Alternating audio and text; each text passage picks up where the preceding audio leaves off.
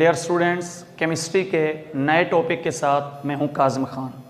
आज हम केमिस्ट्री के चैप्टर नंबर 2 का मोस्ट इम्पॉर्टेंट टॉपिक जो आज पढ़ेंगे वो है रदरफोर्ड एटॉमिक मॉडल और बोहर एटॉमिक मॉडल के दरमियान फ़र्क। आज हम difference between Rutherford atomic model और बोहर एटॉमिक मॉडल डिस्कस करेंगे। रदरफोर्ड और बोहर ने दोनों ने एटम के ऊपर तहकीक की, दोनों की एटॉमिक थ्योरी थी, एटॉमिक मॉडल था। अब रदरफोर्ड कौन था? लॉर्ड रदरफोर्ड इसका पूरा नाम था। ये ब्रिटिश केमिस्ट था और 1911 में इसने अपना एटॉमिक मॉडल पेश किया। 1908 में इसको नोबेल प्राइज मिला और ये ज़बरदस्त साइंटिस्ट था रदरफोर्ड। रदरफोर्ड ने असल में ये देखना था कि किसी भी एटम के अंदर इलेक्ट्रॉन और प्रोटॉन कैसे हो सकते हैं। अब इलेक्ट्रॉन और प्रोटॉन को देखने के लिए रदरफोर्ड ने एक तजर्बा किया, एक एक्सपेरिमेंट किया। इसने सोने का बारीक वर्क लिया, गोल्ड फॉयल जिसे कहते हैं, 0 यानी कि 0.00004 सेंटीमीटर जिसकी थिकनेस थी, और उस गोल्ड फॉयल सोने के बारीक वर्क में से इसने अल्फा पार्टिकल्स गुजारे जो कि रेडियो एक्टिव एलिमेंट्स रेडियम और पोलोनियम से निकले हुए थे और वो हीलियम के न्यूक्लियई पर मुश्तमिल थे। अब उसने दूसरी साइड पे एक फोटोग्राफिक प्लेट लगा दी, एक स्क्रीन लगा दी जिंक सल्फाइड की। अब उसने जब अल्फा पार्टिकल, तकरीबन 20,000 अल्फा पार्टिकल जब सोने के बारीक वर्क में से गुजारे तो उसने देखा कि ज़्यादातर अल्फा पार्टिकल सोने के बारीक वर्क में से गुजर गए और कुछ अल्फा पार्टिकल स्मॉल डिफ्लेक्शन और कुछ लार्ज डिफ्लेक्शन पे मुड़ गए और कुछ वापस आ गए। अब ज़्यादातर अल्फा पार्टिकल सोने के बारीक वर्क में से गुजर गए, इसका मतलब ये हुआ कि एटम का ज़्यादातर हिस्सा खाली होता है, जबकि कुछ पार्टिकल सोने के बारीक वर्क में से नहीं गुजरे। इसका मतलब ये हुआ कि एटम के अंदर कुछ ना कुछ मौजूद है जिनसे लग के वो वापस मुड़े या ऊपर या नीचे डिफ्लेक्शन का शिकार हुए। तो लिहाजा उसने उस कुछ ना कुछ चीज़ को न्यूक्लियस का नाम दिया। अब देखें, majority of the particle pass undeflected, ज़्यादातर पार्टिकल वहाँ से गुजर गए, यहाँ स्मॉल डिफ्लेक्शन हुई, यहाँ लार्ज डिफ्लेक्शन हुई और कुछ रिपल्ड बैक, कुछ वापस भी आ गए। इसका मतलब ये हुआ कि ज़्यादातर गुजर गए तो एटम का ज़्यादातर हिस्सा खाली है और कुछ नहीं गुजरे तो न्यूक्लियस मौजूद है। और उसने एक और बात भी कही कि न्यूक्लियस एटम के मुकाबले में थोड़ी सी जगह पे मौजूद होता है और न्यूक्लियस में से अल्फा पार्टिकल नहीं गुजरे, इसका मतलब है कि न्यूक्लियस काफ़ी सख्त चीज़ का नाम है। और जो इलेक्ट्रॉन थे वो शेल में घूम रहे थे और जो प्रोटॉन थे और न्यूट्रॉन थे वो न्यूक्लियस में मौजूद थे, जिसे न्यूक्लियॉन्स कहते हैं। तो एटम एज अ होल देखा जाए तो न्यूट्रल होता है क्योंकि नंबर ऑफ इलेक्ट्रॉन और नंबर ऑफ प्रोटॉन किसी भी एटम में इक्वल होते हैं। ये रदरफोर्ड एटॉमिक मॉडल था।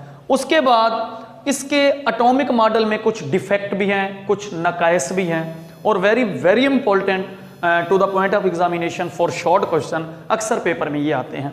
पहला डिफेक्ट ये था कि रदरफोर्ड ने कहा कि जब कोई इलेक्ट्रॉन शेल में घूमेगा तो एनर्जी खारिज करेगा और वो इलेक्ट्रॉन गिरता गिरता न्यूक्लियस में गिर जाएगा। अब अगर इलेक्ट्रॉन एटम के न्यूक्लियस में गिर जाए तो इस तरह तो एटम का वजूद ही खत्म हो जाएगा, लिहाजा ये इसका डिफेक्ट था। दूसरा, इसने कहा कि एटॉमिक स्पेक्ट्रम बनेगा किसी एटम से, इनफैक्ट लाइन स्पेक्ट्रम जो है ना बनता है। तो ये उसके दो डिफेक्ट थे जो कि अक्सर पेपर में शॉर्ट क्वेश्चन में आते हैं। इसके बाद हम डिस्कस करेंगे बोहर एटॉमिक मॉडल को। स्टूडेंट्स, ये जो बोहर था ये तकरीबन 1912 में रदरफोर्ड के साथ शामिल हुआ और इसने 1913 में अपना कॉन्सेप्ट पेश किया और इसका ज़बरदस्त कॉन्सेप्ट था। इसे 1922 में नोबेल प्राइज़ दिया गया। इसने अपने एटॉमिक मॉडल या एटॉमिक थ्योरी की जो बेस बनाई वो क्वांटम थ्योरी बनाई, क्योंकि मैक्स प्लैंक एक साइंटिस्ट था जिसको तकरीबन 1918 में नोबेल प्राइज़ मिला। उसने एक क्वांटम थ्योरी पेश की और उस क्वांटम थ्योरी को बोहर ने बेस बनाया। असल बोहर ने जो डिफेक्ट रदरफोर्ड एटॉमिक मॉडल के थे उनको अपने माइंड में रखा, कीपिंग इन व्यू, उनको जो है ना डिफेक्ट को अपने माइंड में रखा और फिर मैक्स प्लैंक की क्वांटम थ्योरी को भी बेस बनाया। क्वांटम का क्या मतलब होता है? ये बड़ा अहम शॉर्ट क्वेश्चन है, अक्सर पेपर में आता है कि what is quantum. Quantum mean fixed energy. Quantum smallest amount of energy होती है जो इलेक्ट्रोमैग्नेटिक रेडिएशन की सूरत में रिलीज या एब्जॉर्ब, खारिज या जज़ब होती है, तो वो क्वांटम कहलाती है। अक्सर पेपर में ये आता है क्वांटम। अब इसने क्या कहा, बोहर एटॉमिक मॉडल ने हाइड्रोजन एटम पे तजर्बा किया, अपना एक्सपेरिमेंट किया, और इसने कहा कि कोई भी जो इलेक्ट्रॉन घूमेगा शेल में उसकी एनर्जी क्वांटम रहेगी, यानी कि फिक्स रहेगी। वो अपनी एनर्जी खारिज या जज़ब नहीं करेगा, वो अपनी एनर्जी को एब्जॉर्ब या रिलीज नहीं करेगा, बल्कि फिक्स रखेगा। और जब तक वो इलेक्ट्रॉन उस शेल में घूमता रहेगा, इलेक्ट्रॉन की एनर्जी खारिज या जज़ब नहीं होगी। एक सूरत में इलेक्ट्रॉन की एनर्जी खारिज या जज़ब हो सकती है, अगर वो जंप करेगा, यानी कि वो अपने ऑर्बिट को छोड़ेगा फ्रॉम लोअर टू हायर या हायर टू लोअर, फिर वो एनर्जी जज्ब या खारिज करेगा। ये तो अंडरस्टूड है कि अब देखें इसने जो है ना हाइड्रोजन एटम पे अपना जो है ना एक्सपेरिमेंट किया, जिसका रेडियस स्मॉल सा था, एक उसमें जो है ना इलेक्ट्रॉन मौजूद था। अब इसने क्या कहा, इसने कहा कि अगर कोई इलेक्ट्रॉन ज्यादा एनर्जी वाले, ये देखें जी, ज्यादा एनर्जी वाले ऑर्बिट में मौजूद हो और वो कम एनर्जी वाले ऑर्बिट में आएगा, तो electron release of energy, energy को खारिज कर देगा। अगर कोई इलेक्ट्रॉन कम एनर्जी वाले ऑर्बिट में मौजूद हो और वो ज्यादा एनर्जी वाले ऑर्बिट में आएगा, तो उसे एनर्जी एब्जॉर्ब करनी पड़ेगी, जज़ब करनी पड़ेगी। अदरवाइज वो एनर्जी को ना तो खारिज करेगा ना ही जज़ब, जबकि रदरफोर्ड के मुताबिक एनर्जी उसकी खारिज होगी, इसके मुताबिक ना खारिज होगी ना जज़ब। एक सूरत में होगी, अगर वो शेल को छोड़कर, ऑर्बिट को छोड़कर दूसरे ऑर्बिट में जाएगा, फिर एनर्जी जज़ब या खारिज करेगा, और वो भी इलेक्ट्रोमैग्नेटिक रेडिएशन की सूरत में। अब देखें जी, अब ये जो है ना ज़्यादा एनर्जी वाला ऑर्बिट है, तो इसका मतलब है कि इसकी एनर्जी E2 है। ये कम एनर्जी वाला ऑर्बिट है, तो इसकी एनर्जी E1 है। तो इसने equation delta E, delta difference के लिए आमतौर पर यूज़ किया जाता है। E से मुराद एनर्जी, तो delta E is equal to E2 minus E1 is equal to HV। H से मुराद प्लंक्स कांस्टेंट, और प्लंक्स कांस्टेंट की जो वैल्यू होती है 6.63 मल्टीप्लाई 10⁻⁻34 जॉल्स होती है, और V जो है वो फ्रीक्वेंसी है। अच्छा जी, अब देखें ये पहला शेल है, इसको N1 नंबर ऑफ शेल, दूसरा है ये N2 है, ये N3 है, ये K L M N, इस तरह ये शेल होते हैं।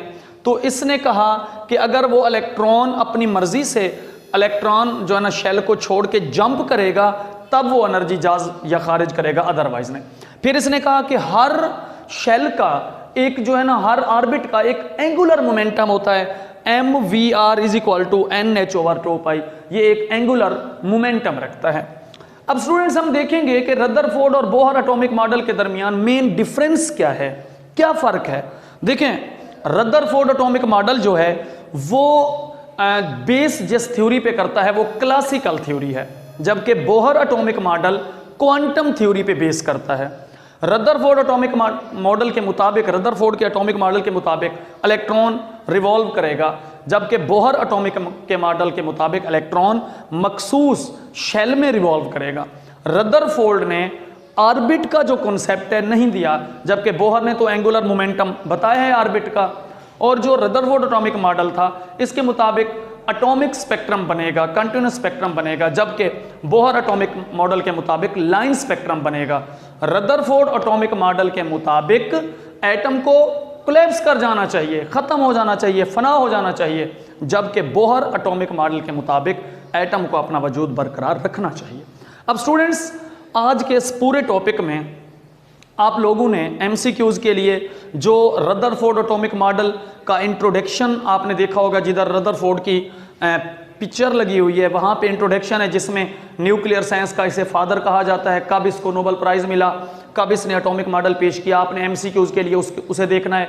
इसी तरह बोहर को देखना है आप लोगों ने कि बोहर किस मुल्क का साइंटिस्ट था और इसे कब नोबेल प्राइज़ मिला, इसने अपना एटॉमिक मॉडल कब पेश किया, ये भी अक्सर MCQs में आता है। फिर आपने मैक्स प्लैंक को देखना है कि उसने अपना एटॉमिक मॉडल कब पेश किया और वो किस मुल्क का साइंसदान था, वो भी MCQs में आता है। फिर शॉर्ट क्वेश्चन के लिए डिफेक्ट को आपने देखना है, क्वांटम नंबर की तारीफ को आपने देखना है कि क्वांटम किसे कहा जाता है, वो अक्सर जो है ना पेपर में आता है। और उसके बाद इसका जो ऑब्जर्वेशन है बोहर एटॉमिक मॉडल और रदरफोर्ड में, जो रदरफोर्ड की ऑब्जर्वेशन है इसे आपने देखना है शॉर्ट में, और जो उसके रिजल्ट हैं इसे लॉन्ग में देखना है, और बोहर एटॉमिक मॉडल को आपने लॉन्ग में देखना है।